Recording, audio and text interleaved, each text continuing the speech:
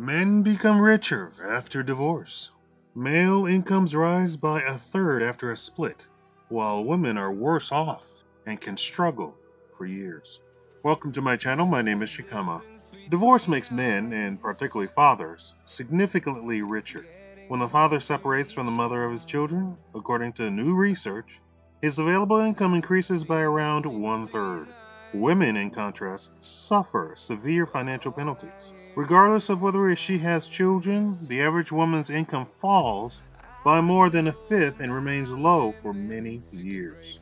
The research was carried out by Professor Stephen Jenkins, a director of the Institute for Social and Economic Research and chair of the Council of the International Association for Research in Income and Wealth. His survey, Marital Splits and Income Changes Over the Long Term, is the first to tackle the changing wealth levels in Britain associated with a marriage breakdown. The findings have been welcomed by specialists, family lawyers, including Resolution and Family Law in Partnership, FLIP.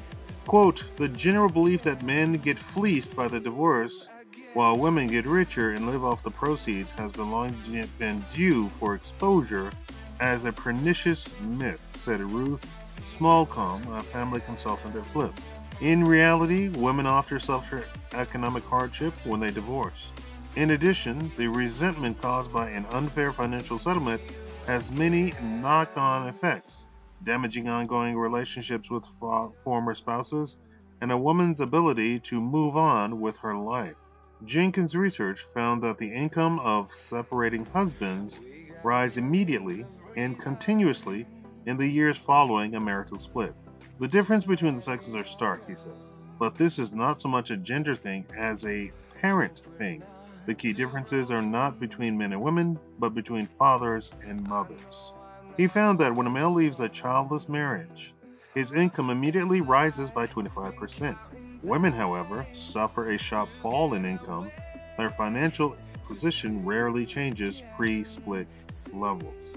Their financial position rarely reaches pre-split levels. And let me just reiterate, in a parentless marriage where there is no children involved, once they split, regardless of how much money the woman tries to steal from the man, once that is settled, the man immediately starts with a severe jump in income, while the woman mainly does not return to work, doesn't work, and will not seek to work because she has a lump sum in her hands and then she doesn't move on from there, which causes her to suffer because time is money. If she doesn't immediately start working, she is losing money for every minute and every hour that she is not working. On the other hand, the man who is still working will continue to get his same income. The wealth comes from the habit that the man actually pays for most of all expenses of a woman while married, whether she has children or not, whether they have children or not. Because a man no longer has to support a woman financially, his income jumps by almost a half.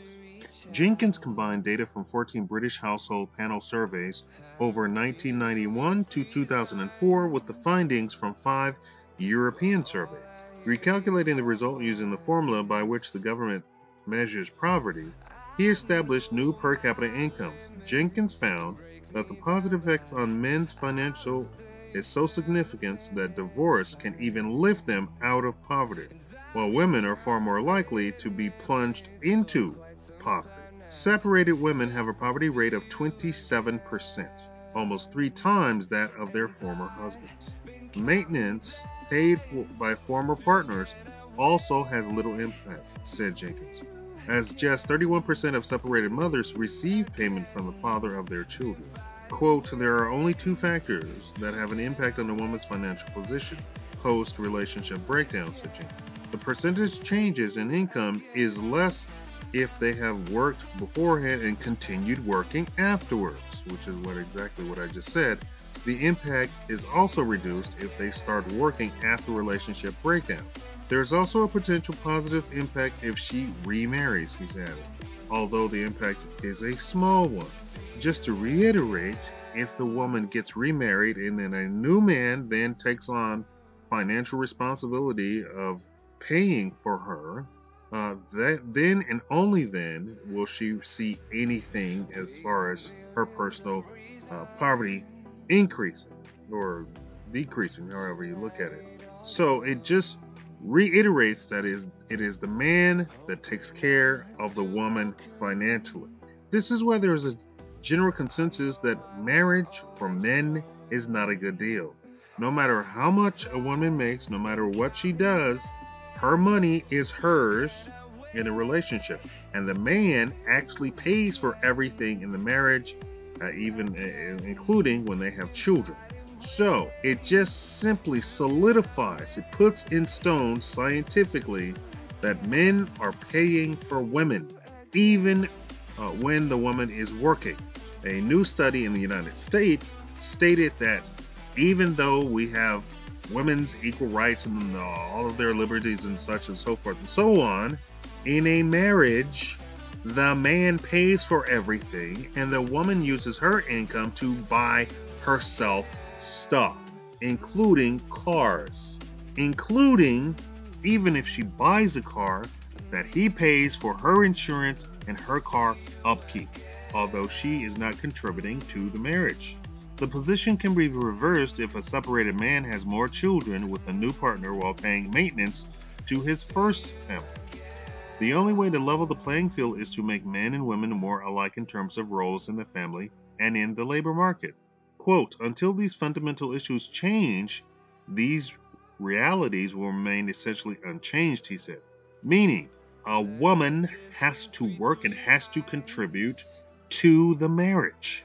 As I just stated, that is not the case, although there has been this great push to speak on women having equality, women having equality. What has actually happened is that men have continued to support the woman, and the woman has taken this opportunity to get a job, make money, and buy her own stuff, self-stuff. It's a selfish relationship where the woman has simply has a mule to pay for all of the stuff that she needs to live on, and then she takes her income to buy makeup, hair, whatever.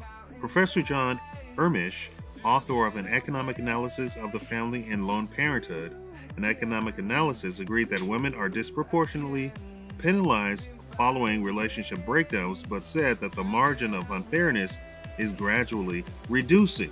Now, let me put that in plain English. This professor, John Ermish, is thinking that the woman is some sort of victim. What he is not privy to, or he doesn't have the privilege of knowing, is that it is not the fault of the father or the husband in the marriage to render the woman destitute. It is her own selfishness throughout the marriage and throughout her parenthood that has rendered her poor. She never contributed to the welfare of the family. She never contributed her income. And in fact, a lot of women quit the workforce completely after getting married or after having children. Once they have children, a lot of women simply completely quit their job, their career, their profession, including and up to and including CEO of companies. Quote, employment transition rates reveal that the proportion of women with dependent children who stop working after a marital split has almost halved between the 1990s and the early 2000s, from 16% to 9%. To put that into plain English, women were taking the money and running. Let me repeat that, or let me break that down for you. Women, after a split, they got their lump sum and they got their child support all put in place, were then treating that as income for themselves. That was never the intention of child support, and the child support laws needs to be revamped, and they need to be established as to a level where the child is located in the country or even in Great Britain. Where are they located? What is the income level of that particular area? How much does it take to raise a child in that area? And that should dictate child support payouts to the mom to only include enough to raise a child in that area. If the husband alone cannot support raising a child in that area, then the mother should pay half of the child support, since she is supposed to take care of the child. Child support is not income for the mother. It is money to take care of the child as if the two were together. That means child support should be 50% mom, 50% father. According to labor force survey data, the proportion of all separate wives in paid work has increased over the 1900s from around 66% in 1993 to 74% in 2002. The proportion of separating women with children who have remained in work has increased from 41% to 58% over the same period, increased this group's employment rate by 16%. As less and less men are actually opting to actually marry, and even less marry and have children, and even less marry and have children and trying to make sure that they take a very hard, long look at the relationship in states where they have a cutoff date for paying alimony, such as California has a 10-year cutoff date, where you get off scot-free and do not pay alimony if you divorce before 10 years. Men are getting divorced before having to pay that. They are actually thinking about their marriage, taking a serious, hard, long look at, do they love that person? Does that person actually contribute to the marriage? And do they want to take the risk of paying alimony to a person that does not deserve alimony? And the risk of is, are they going to divorce him after the 10-year cutoff date? And you will find a lot of women will file for divorce in those states after 10 years or after whenever the limitation date is reached. 70% of all divorces are started by women. It is a woman thing to get divorced. Quote, the most likely explanation of these trends are increases in women's attachment to paid work, an increasement in government rewards to paid work relative to not working, both of which are associated with the various changes in the late 1990s to the system of in-work support. Eloise and her husband, as a case study, has been married for 20 years. When they divorced 18 months ago, they have 3 children and aged 11 years, 3 years, and 18 months old. Quote, my husband told me we would split everything down the middle. I got a huge shock when I realized that he had hired a crack legal team who managed to hide a large proportion of his assets and write off most of his income. I didn't stand a chance. On paper, I got 50% of everything. In reality, however, he walked off with enough money to buy a house in town outright and a new car, while also taking the kids on a couple of foreign holidays each year. Quote, I find a constant battle not to let myself become overwhelmed with feelings of anger over the differences in our lives. I find it almost unbearable that I have to scrimp and save to bring up the kids, while his lifestyle is noticeably more comfortable and extravagant than when we were together. Now, understand that this case study is leaving out something very, very large in her speech about her being bitter. She wants to keep the kids. She lives in poverty. She cannot bring it to herself to let the father of the children keep the kids, because she would have even less money than she has now, as more courts are giving over full custody to women for no other reason than they are women, or they make false allegations against the husband out of the blue with no evidence, with no proof, and no investigation. 90% of all child custody is given 100% to women.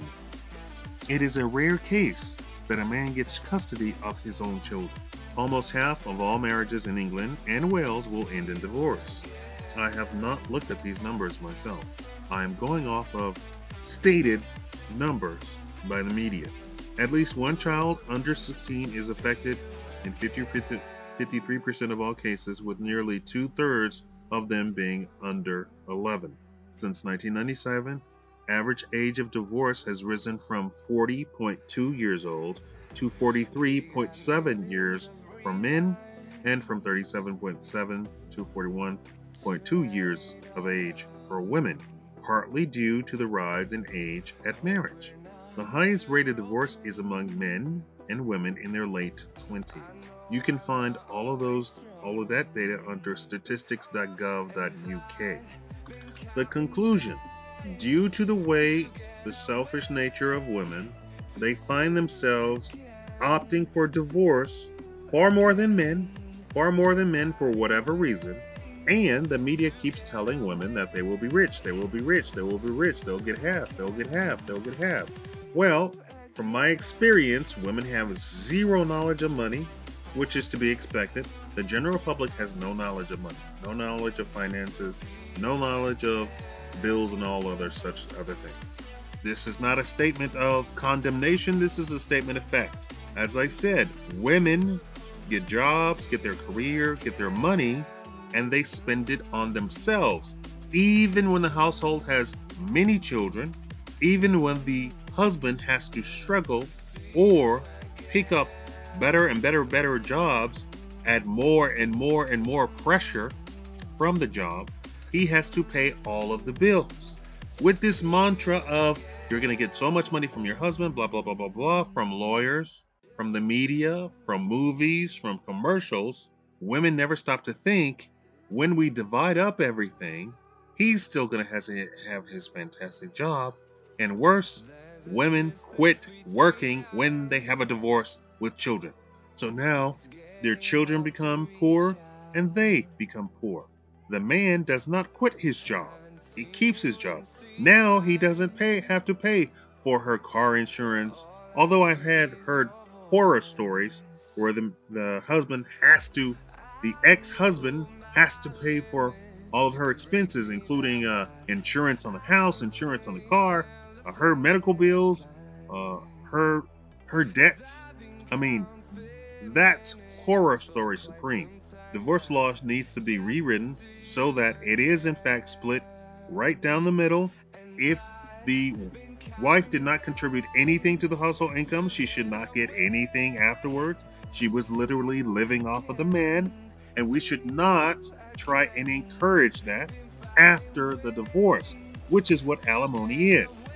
Some states are now becoming anti-alimony because the women are making more money than the men, because the country is turning anti-man.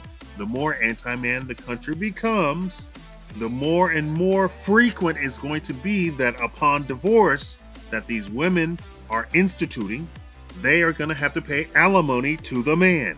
And in some cases, he will also get the children, to such a degree that the man, the roles are now reversed, where the woman is no longer taking care of the children and has to pay alimony to the man, to such a degree that he lives off of her post-divorce. I made a video talking about that, New Jersey in particular, where the women have to pay alimony to the man. And the women were outraged. So they don't want equalness, they don't want fair, they don't want anything legal under the law. And let's broach that topic when we're talking about transgender, when we're talking about the homosexual community, by giving them the quote-unquote right to marry. The law has now have to become neutral, because we're talking about two men. We're now no longer talking about two women, and the law now is written in language of partner. So it's now starts to say the partner that makes more money has to pay alimony to the partner that does not make as much money. So that completely erases man, that completely erases woman. Women wholeheartedly supported the gay marriage speech, completely supported it. And no matter how logical, men said this is going to come back and bite everybody, including the very gay men talking. Now it's coming to fruition, that there is no recognition of a woman, period. More and more men are now getting alimony in a divorce. This push to hire women, and the mantra that women don't make as much money, which is a lie. Now that we start looking at it, more and more corporations are hiring more women so that they have a much larger staff, and they actually pay women more on jobs that men do equally. Simply go look at Ford Motors. They hired the new CEO as a woman, and they paid her 150% more than any other CEO that they had hired in the past. And when questioned, they simply said that they wanted to be more egalitarian and diverse in their hiring practices, so that they paid the woman for the same exact job that a man did 150% more. That means double what a man makes plus another half. So we're saying if they had paid men $10,000 a year, they paid her $25,000 a year. This study should show women that they have been lied to, and it should prove to men possibly that they should not get married at all. And just to beat a dead horse, or just to ensure that you understand, millennial men are not getting married. 40% of millennial men will never get married. They've already predicted it. They've already seen. A millennial is a 20 to 30 year span, and they're already seeing it. You have 35-year-old men who have no intention of getting married. 30-year-old men who have no intention of getting married. But not to be outdone, the same thing applies to women too. However, they are saying, if they are proposed to, that they will get married to a man. So it is not an option for a woman. We are still a traditionalist society. That means that the man asks the woman to be married. There is no rampant women asking men to be married. Now, let's talk about robots. Leave the video a like. I need as many likes as possible. Google is still noting that my channel is dead, meaning that there's not enough likes, there's not enough comments. There's not enough likes, there's not enough comments. So they consider the channel to be dead. They consider the people who watch the channel to have no interest in the actual videos, because they don't leave a like and they don't leave a comment. If you could remedy that situation, thank you so much. Me personally, my own personal opinion, I want to become married, and I want 5 children.